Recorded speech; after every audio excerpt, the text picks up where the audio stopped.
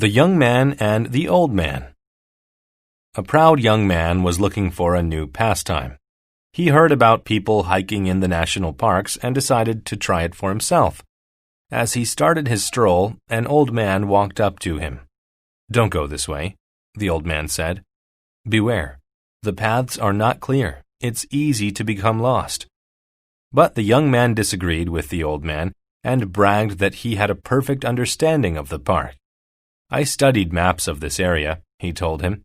"I believe I have a thorough knowledge of these trails. I won't become lost."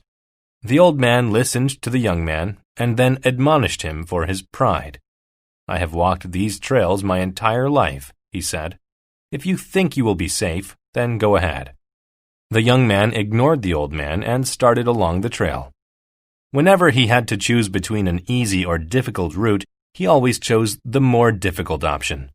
In addition, he was not conscious of which direction he was going. After a while, he decided to return home. Because his course through the wilderness was so indirect, he had no idea where he was.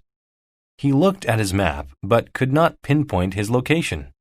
He walked one path after another, but soon realized he was lost.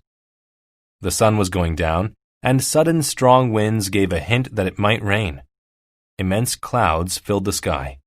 Awesome sounds of thunder were audible from all directions. It echoed off the mountains. The thought of the eventual storm tormented the young man.